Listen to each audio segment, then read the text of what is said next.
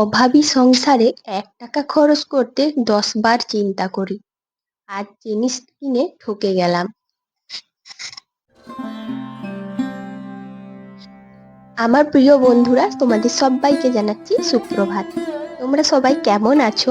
আশা করছি ভালো আছো। আর আমিও এখন আগের থেকে অনেকটাই ভালো।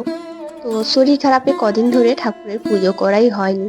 তাই নিজের হাতে করতে পারিনি। তাই আজ বাসি কাজকর্ম সেরে চলে এসেছি ঠাকুর ঘরে। যে আজ প্রথমেই আমি ঠাকুর পুজোটা করে নিচ্ছি। আর এই ঠাকুর পুজো দিয়েই আজকের ব্লগটা শুরু করছি। তো আশা করছি আজকের ব্লগটা তোমাদের ভালো লাগবে। তাই পুরো ভিডিওটা দেখার জন্য অনুরোধ রইল।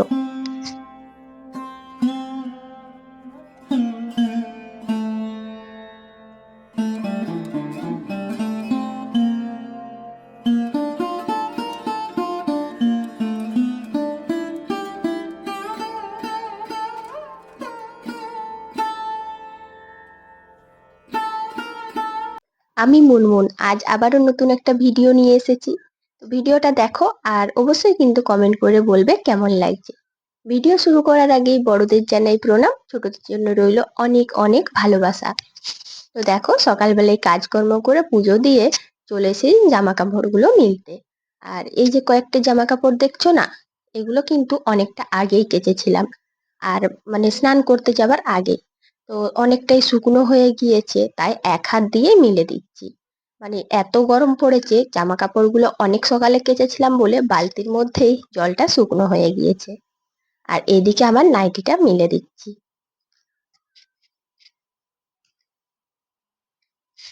এই কিছুদিন হলো এত গরম ছিল, মাঝখানে কদিন বৃষ্টি হলো, তারপর কিন্তু আবার সেই গরম। আর এই শরৎ গরম করে এখন এমন অবস্থা, প্রত্যেকটি বাড়িতে প্রত্যেকটি মানুষের খুব শরীর অসুস্থ। তো আমরা তো হচ্ছে সংসারের গৃহিণীরা, আর আমাদেরকে তো সংসারের কাজকর্মগুলো করতেই হবে। তো দেখো, সংসারের কাজকর্ম করতে গিয়ে এত ঘাম হচ্ছে, যার জন্য শরৎ গরম হয়ে যাচ্ছে। আর একবার ঠান্ডা লেগে গেলে তাহলে কিন্তু আর কিছু বলার নেই। জ্বর, সর্দি, কাশি নানান রকম। আর সব থেকে বেশি সমস্যা হয় যাদের বাড়িতে বাচ্চারা রয়েছে। তো কি করে সাবধানে থাকবো, আর কি করি বা বাচ্চাদেরকে রাখবো। তারপরে এই যে অসুস্থ যখন থাকি, যা হোক করে কেটে যায়। তারপর দেখো সংসারের চারিদিক কেমন হয়ে থাকে। তো আজকে দেখলেই তো কাজকর্ম করেছি। তো কাজকর্ম বলতে কোথাও কিছু কিন্তু পরিষ্কার করিনি, শুধু ঝাড় দেওয়া, বাসন মাজা, কাপড় কাচা, তারপর পুজো দিয়ে তোমাদের কাছে চলে এসেছি। তারপরে এখন দেখো, রান্নাঘরে এসে দেখলাম যে জানালাটায় না অনেক ধুলো রয়েছিল। তো জানালাটা ভালো করে ঝেড়ে তারপরে আমি একটু মুছে নিলাম। জানালা দরজাগুলো যদি ভালো করে কাপড়, জল কাপড় দিয়ে মুছে নি না, দেখতে কিন্তু চকচক করে। তো দেখো, এই যে বাসক পাতাগুলো কালকে ছিল। আর জানো তো, তোমাদের দাদাভাই তুলে এনেছিল খাবার জন্য, আমাকে দিয়েছিল। আর আমি যে বাসক পাতা একদমই খেতে পারি না, তাই গ্রাহ্য করে আর করিনি। তো এখন দেখলাম টেবিলে রয়েছে, টেবিলটা পরিষ্কার করতে যেতে দেখতে পেয়েছি। তো ভাবছি ওগুলো না ফেলে দেবো, কারণ দেখতে পেলেই তখন বকাবকি করবে।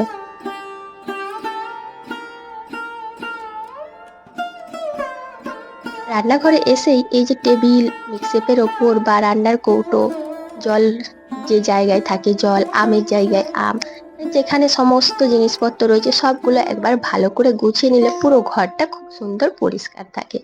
আর রান্নাঘর এলোমেলো হয়ে থাকলে দেখবে যেমন মনে হচ্ছে কিছুই ভালো লাগে না, কোনো কাজেই এগোয়নি। সকালবেলায় জানালাগুলো খোলা হয়নি, এখন এসে জানালাগুলো খুলে দিচ্ছি। আর সকালে না খোলার কারণ এই কারণেই যে ছেলে পড়ছিল, আর অনেকটাই আমি সকালে উঠেছিলাম। তো তখন জানো তো, এই জানালাগুলো আর খোলা হয়ে ওঠেনি। তো এখন দেখছি যে একবার না খুললেই নয়, কিছুক্ষণ পরে তো আবার রোদ্দুর উঠে যাবে, তখন বন্ধ করতে হবে। আমাদের মতন অভাবী সংসারে সবসময় আমরা কিন্তু একটাই হিসাব করে চলি, যে যে কোনো জায়গাতে যেমন আমাদের 1 টাকা অন্য বাড়তি খরচ হয়। 1 টাকা বাড়তি খরচ করতে গেলে বারবার চিন্তা আসে, বেকার অযথা কেন এই 1 টাকা খরচ করব, এটা তো অন্য কাজে লাগবে। তো এরকম ভাবনা চিন্তা যাদের মনে থাকে, তাদের সঙ্গেই যদি আবার এরকম ঘটনা ঘটে যে কোনো জিনিস কিনে তারা ঠকে যায়, তাহলে কি রকম লাগে বন্ধুরা? তোমরাই বলো, একটু অদ্ভুত লাগে। তো সত্যি এরকমই কিন্তু আমাদের সবার সাথেই মাঝে মধ্যে ঘটে থাকে। তো আজকের ভিডিওটা দেখো, অনেকটা কিন্তু একই রকম আমার সাথেও ঘটেছে। পরোটা আর সিমাই খেয়ে নিয়েছি আর চলে এলাম সোজা রুমের মধ্যে। তো জানো তো আমাদের সব সংসারে এই যে খরচগুলো যেগুলো সংসারে থাকে তার সঙ্গে কিন্তু বাড়তি এই খরচগুলো চলে আসে। আর এগুলো আমরা না চাইলেও কিন্তু করতে হবে, কারণ শরীরকে তো সুস্থ রাখতে ওষুধ খেতেই হবে। তাই যাতে আর শরীর অসুস্থ না হয়, বাড়তি কোনো মেডিসিন না লাগে, খরচ না হয়, তার জন্য আগে এই জিনিসটা খেয়াল করি। আর ওষুধ খেতে পছন্দ করি না একদমই, কিন্তু ভগবান দেখো, যারা ওষুধ খেতে পছন্দ করে না তাদের বেশি সমস্যা দেয়। তো বারবার কিন্তু আমার এটাই হয় যে একটার পর একটা কিছু না কিছু সমস্যায় অনেক মেডিসিন খেতে হয়। তো তারপরে চলে এলাম রান্নাঘরে, আর রান্নাঘরে একটা তরকারি যেটার জন্য মশলা দরকার, তাই চলে এসেছি উঠোনে মশলা করতে।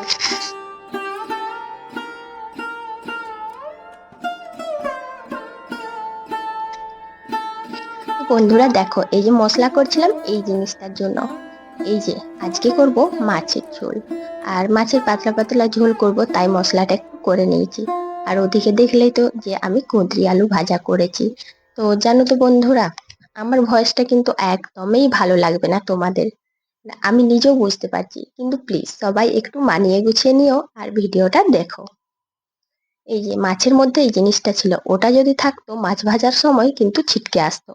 তাই মাছ ভাজার আগে কিন্তু আমি মাছ, যে কোনো মাছ খুব ভালো করে একটু দেখে নিই।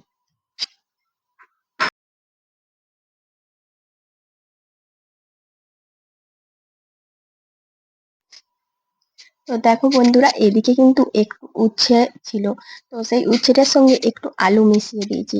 আর উচ্ছে আলু ভাজা একটা করাতে করেছি, আর একটা এই যে মাছের পাতলা ঝোল করেছি। আর ছেলে জানো তো স্কুল থেকে চলে এসেছে, আর আমার তো রান্না অনেকক্ষণই হয়ে গিয়েছে, তাই ওকে বেড়ে দিচ্ছি। স্কুল শুরু হয়ে গেছে মানেই কিন্তু এই ব্যাপারটা থাকে জানো, যে যখন ছেলে আসবে তার একটু আগেই ভাত বেড়ে রাখতে হবে। আর তারপরে আবার এখন যা গরম পড়েছে, যদি আসার সময় ভাত বাড়ি তাহলে আর সেই ভাত খেয়ে করে টিফিনে স্কুলে যেতে পারবে না। স্কুলে যাওয়ার ব্যাপারটা এই কারণেই থাকে যে আমাদের গ্রামে তো স্কুল, তাহলে টিফিনের সময় ও চলে আসে। আর দেখো, কতগুলো আম ছিল, সেই আমগুলো ভালো করে কেটে দিচ্ছি। যেহেতু ছেলেও চলে এসেছে আর সবারই খাওয়া দাওয়া হবে, তাই একসাথে অনেকগুলো আমি কেটেছি। খাওয়া দাওয়ার পরে চলে এসেছি রান্নাঘরে, আর রান্নাঘরে এসেছি জানো তো এই কারণে যে যখন আমি রান্না করছিলাম একটা জিনিস ভালো করে খেয়াল করেছিলাম। এই যে টেবিলটার সাইডে যে জানালাটা দেখছো, নিশ্চয়ই তোমরাও দেখেছো, এটা আমার সবদিনই বন্ধ করা থাকে। আর বন্ধ করার কারণ হচ্ছে যে বাইরে রান্না করি তো উনুনের ধোঁয়া আসে। এমনি তো গ্যাসের কাছে যদি জানালা রাখি তো জানালাটা দেখো কতটা নিচু, প্রচুর বাতাস আসে, সেই জন্য জানালাটা আমাকে বন্ধ রাখতেই হয়, না হলে কিন্তু গ্যাসটা পুরো নিভে যায়। তো গ্যাসের ওভেন নিভে গেলে হয়তো আমি সেইখানে না থাকলে অনেক কিছুই হয়তো ভয়ানক কাণ্ড ঘটতে পারে। তাই জানালাটা সবসময় বন্ধ করে রাখি। আর এই দুদিন না ঠিকঠাক ভাবে না এদিকটা ঝাড় দিয়েছি আর না মোছামুছি করেছি, তো সেই জন্য দেখো জানালাগুলো না একটু একটু ঝুল রয়েছে। তো আমাদের মতন এই অভাবের সংসারে যদি খাবার রান্না করার সময় যদি এই ঝুল থেকে কোনো মাকড়সা পোকামাকড় পড়ে, তাহলে সেই খাবারটা পুরোপুরি নষ্ট হয়ে যাবে। আর আমি যেন এই নষ্ট হয়ে যাওয়া জিনিসটা একদম পছন্দ করি না। সব সময় না আমাদের মাথায় এটাই ঘুরে যে কোনোভাবেই যেন বাড়তি পয়সা না খরচ হয়, বাড়তি টাকা যেখানেই যাবে সেখানেই যেন আমাদের চিন্তা চলে আসে। জানালা ভালো করে ঝেড়ে মুছে দিয়েছি, আর খুব সুন্দর কিন্তু পরিষ্কার হয়ে গেছে, এখন আর কিন্তু সেই রকম মাকড়সা ঝুল কিছুই নেই। তো মোটামুটি এখন 2-3 দিন আর এখানে রান্না করার কোনো ভয় নেই। গ্যাসের টেবিল বা যে টেবিলটার উপরে রান্না করব সেই উপরের দিকটা, এই দিকগুলো কিন্তু খুব ভালো সবসময় পরিষ্কার রাখতে হয়। সংসারে সবসময় জানো তো হিসেব নিকেশ এগুলোর থেকেও বেশি জরুরি থাকে সব জায়গা পরিষ্কার পরিচ্ছন্ন করে ঠিকঠাক করে রাখা। আর এরকম করলে কিন্তু শুধু যে পরিষ্কার পরিচ্ছন্ন পরিপাটি গুছানো থাকলো তা নয়, এতে কিন্তু আমাদের এই অভাবী সংসারে যে কোনো জিনিস নষ্ট হওয়ার হাত থেকেও বেঁচে যাবে। আমরা বাড়ির বউরা দেখবে একটা জায়গা পরিষ্কার করতে গিয়ে তার আশেপাশটাও ভালো করে পরিষ্কার করে নিই। তো রান্নাঘরে যেহেতু খাওয়া দাওয়া হয়ে গেছিল, তাই রান্নাঘরটা ভালো করে মুছে পরিষ্কার করে নিলাম। আর এটা তো প্রতিদিনেরই কাজ, তবে আজ কিন্তু দুবার করলাম, প্রথমে একবার করেছিলাম সকালে, এখন একবার করলাম। তো তারপরে জানো তো এই এত জিনিস সরিয়ে পরিষ্কার পরিচ্ছন্ন করতে গিয়ে গরমে পুরো ঘেমে গিয়েছি। আর তোমরা তো জানোই যে এই শরৎ গরমের জন্যই বেশি আমার ঠান্ডা লেগেছে, তাই যাতে আর বেশি না বাড়ে সেই জন্য আমি জামাটা চেঞ্জ করে নিলাম। তো অনেক বন্ধু রয়েছে যারা না সারাদিনে ২-৩ বার স্নান করে। আমার না অবাক লাগে সত্যি। মানে আমার মনে হয় তাদের কাছে যে আমার স্টেমিনা কিছুই না। আমি যদি ২ বার স্নান করি তাহলে যে কি অবস্থা হবে! আবার এদিকে ঘাম জামা পরে থাকা যায় না। তাই ঘাম থেকে যাতে ঠান্ডা না লাগে তাই চেঞ্জ করে নিলাম।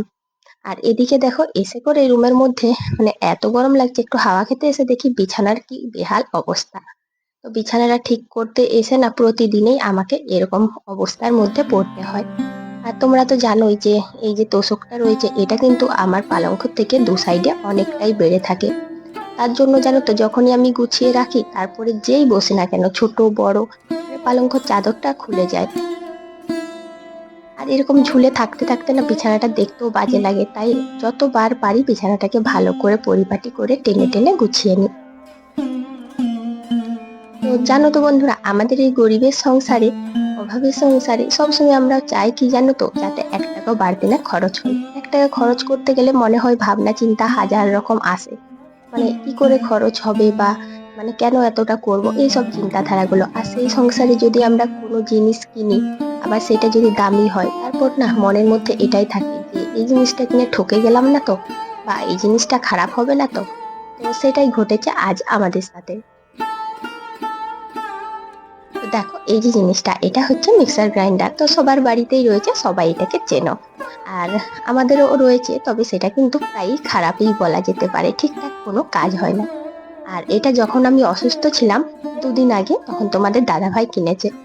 আমার মনের মধ্যে চিন্তা এখন একটাই যে জিনিসটা ঠিক হবে তো, জিনিসটা কিনে আমি ঠকে গেলাম না তো।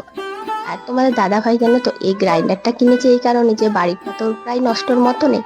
তো এখনো আমি কিন্তু ভালো করে দেখিনি, এই তোমাদের সামনেই খুলে দেখাচ্ছি আর দেখছি। তো দেখো গ্রাইন্ডারটা প্রথমে আমি দেখলাম যে সুইচগুলো ঠিকঠাক আছে কিনা। তো না, মোটামুটি সুইচগুলোও ঠিকঠাক রয়েছে। আর এই যে ব্লেডগুলো রয়েছে, ব্লেডগুলোও ঠিক রয়েছে। আর ওদিকে কিন্তু বাটিও ৩টেই দিয়েছে। আর ৩টে বাটির বাটিগুলো সেট করে দেখেছে তোমাদের দাদাভাই, কিন্তু আমি যেহেতু দেখিনি তাই একবার দেখে নিচ্ছি। তো তোমাদের দাদাভাই না এই কাগজগুলোও পড়েছে। আর কেনার আগে যেহেতু ও ম্যাটেরিয়াল সম্বন্ধে অনেক কিছুই জানে, এই সম্বন্ধে তার পড়াশোনা রয়েছে, তাই বলল না এটা কিন্তু মানে ঠকবো না হয়তো।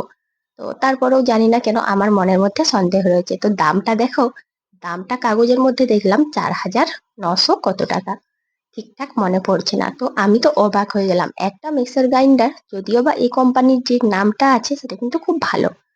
আর এটা দিয়ে গেছে বলতে পারি, মানে ঠিক আমাদের জানা নেই, আমি তো জানিই না, তোমাদের দাদাভাই বলল হয়তো ওই কোম্পানিরই কোনো লোক হয়তো অফারে পেয়েছিল বা কোম্পানি অফার ভাবে দিচ্ছে, কিছু একটা ব্যাপার, আমরা ঠিক ওটার ভেতরে যাচ্ছি না, জানিও না ঠিক। তো মোটামুটি যে রেটটা রয়েছে সেই রেটে কিন্তু দেয়নি, তার থেকে অনেকটা কম রেটেই পেয়েছি। আর এটার মধ্যে দেখলাম যে যে সমস্ত লেখাগুলো রয়েছে, ম্যাটেরিয়ালগুলো রয়েছে, ওয়েট রয়েছে, তো সবকিছুই মোটামুটি ভালো। খুব একটা খারাপ হবে বলে জানি না, মনেও হচ্ছে না। তারপরও বাকিটা যা হয় ভাগ্য। তো